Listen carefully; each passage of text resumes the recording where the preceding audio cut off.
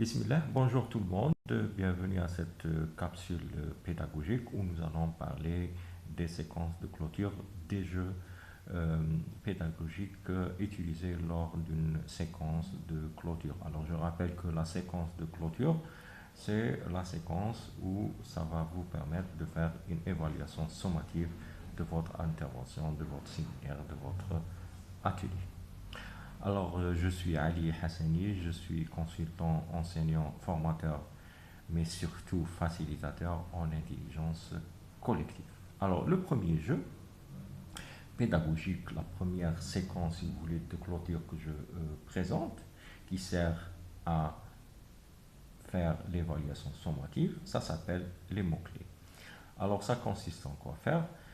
Vous demandez à vos apprenants de venir au milieu de la salle et former un cercle et de participer à ce jeu. Alors, le déroulé, vous mentionnez que chacun qui retient un mot-clé, qui a retenu un mot-clé de votre intervention, vient au milieu.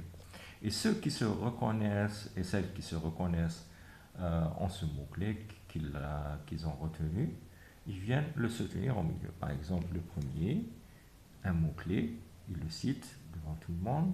Ceux et celles qui se reconnaissent dans ce mot-clé qu'ils ont retenu, ils viennent avec lui le soutenir au milieu. Bien sûr, il y a toujours des personnes qui n'ont pas retenu ou ce mot-clé, ou là ce mot-clé ne leur dit rien. Ça, c'est une variante. Alors, il y a une autre variante aussi. Vous pouvez citer, vous pouvez lister les compétences essentielles que vous avez essayé de transmettre avec des objectifs bien sûr pédagogiques lors de votre atelier. Alors, à chaque fois que vous citez une compétence, les personnes qui se reconnaissent dans cette compétence, qu'elles ont retenue, qu'elles vont appliquer dès leur retour au travail, viennent au milieu. Par exemple, vous citez une première compétence, je ne sais pas, par exemple, nos attitudes face au conflit. Alors, les personnes qui se reconnaissent viennent au milieu. Voilà, il y a des personnes qui se reconnaissent. Il y a d'autres personnes qui ne se reconnaissent pas dans cette compétence. Avec les personnes, avec elles, vous allez peut-être envisager de travailler une éventuelle remédiation. Voilà pour le premier exercice, il est ouvert. Vous pouvez utiliser dans n'importe quel atelier et avec n'importe quel groupe, avec n'importe quel nombre de groupes. Alors, le deuxième jeu que je présente, ça s'appelle le jeu du lièvre. Alors, le jeu du lièvre, c'est un jeu qui sera joué entre les participants et un lièvre imaginaire, un lièvre, si vous voulez, virtuel. Alors, comment? Alors, vous allez préparer les questions, des questions que vous allez peut-être, avec ces questions, évaluer le taux d'acquisition des compétences, des connaissances, des informations lors de votre atelier. C'est ce qu'on appelle l'évaluation sommative. Moi, là, par exemple, j'ai préparé 8 questions dans un tableau. Pareil, 8 questions. Et les participants, vous leur dites que vous allez jouer contre un lièvre, un jeton jaune, qui a sa case de départ. Donc, le départ, il va faire le tour jusqu'à l'arrivée, à la case de départ, bien sûr. Ce tour, il va le faire en fonction des réponses des participants aux questions que vous allez poser. Alors, comment se fait le déroulé? Vous leur dites, alors une personne choisit une question, par exemple la question 6. Vous posez la question 6, vous leur donnez un temps de réflexion, 2 minutes, 3 minutes, n'importe quelle personne peut répondre, ou la personne qui a choisi la question 6, c'est elle qui va répondre, mais après concertation avec le groupe. Si cette réponse est excellente, vous lui donnez par exemple 3 points. Donc, le lièvre ne va pas se déplacer. Si cette réponse est mauvaise, vous lui donnez par exemple 0. Alors, le le, le lièvre va se déplacer de 3 cases.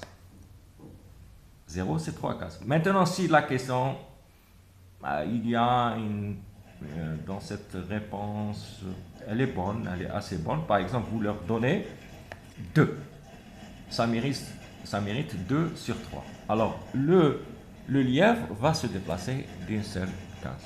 Bien sûr, le jeu consiste à barrer la route, à ne pas laisser le lièvre se déplacer, c'est-à-dire à avoir des réponses justes le plus possible, hein, pour que le lièvre ne puisse pas faire le tour et arriver à la case de départ.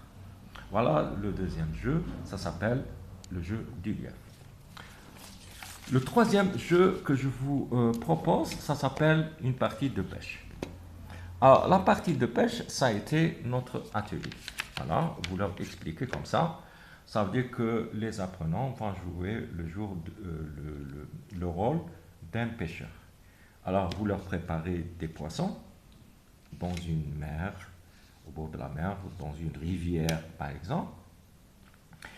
Et les compétences, les poissons, c'est les compétences, c'est les connaissances, c'est les informations que vous avez données. C'est l'ensemble des compétences que vous avez transmises, que vous avez essayé plutôt de transmettre, les connaissances que vous avez données, les informations que vous avez données. Vous pouvez les envisager sous forme de dessins de poissons ou des post-it carrément. Vous les mettez le sol. D'accord? Et les participants vont venir les pêcher une, par exemple, les plus intéressantes pour eux. Hein? Ils vont les mettre où? Soit dans une marmite, soit dans un réfrigérateur.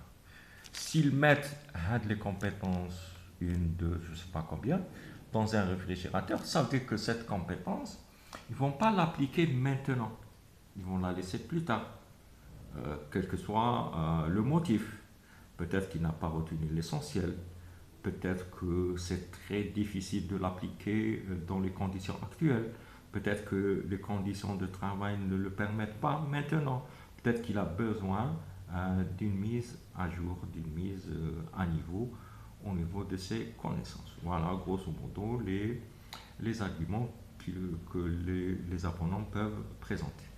S'ils mettent la connaissance ou les connaissances dans une marmite, ça veut dire qu'ils sont prêts à l'appliquer maintenant, immédiatement, au sein de leur travail, dans leur organisation.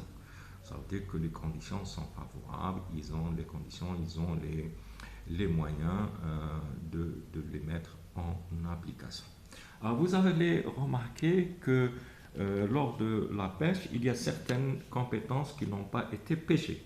Ça veut dire quoi? Ça veut dire que les personnes, les apprenants n'ont pas retenu ces compétences. Ça veut dire que ça a été très difficile pour eux d'apprendre les connaissances ou d'avoir les informations. Ou peut-être au niveau des explications, il y a un problème. Ça veut dire que vous devez travailler dessus pour plus tard. Voilà, grosso modo, trois exercices, 3 jeux pédagogiques que vous pouvez utiliser lors de vos ateliers, quelle que soit la durée de l'atelier, une demi-journée, 4 heures, une journée, 6 heures, 8 heures, 2 journées, 3 jours, 4 jours. Alors, le dernier partie de la pêche, vous pouvez l'utiliser pour un atelier assez long quand même, hein, au-delà de 5 jours, je dirais. D'accord? Alors, celui du lièvre, 2 jours, 3 jours d'atelier suffisent pour faire l'exercice. Et celui des mots-clés, vous pouvez l'utiliser dans n'importe quel atelier, de 4 heures jusqu'à plus d'une semaine, voire une dizaine de jours. Voilà grosso modo ce que je voulais vous présenter comme exercice et jeu utilisé lors de la séquence de clôture qui est une séquence utilisée pour l'évaluation sommative. Je vous dis merci de votre attention, à très bientôt, Inch'Allah. Merci beaucoup. Salam alaikum.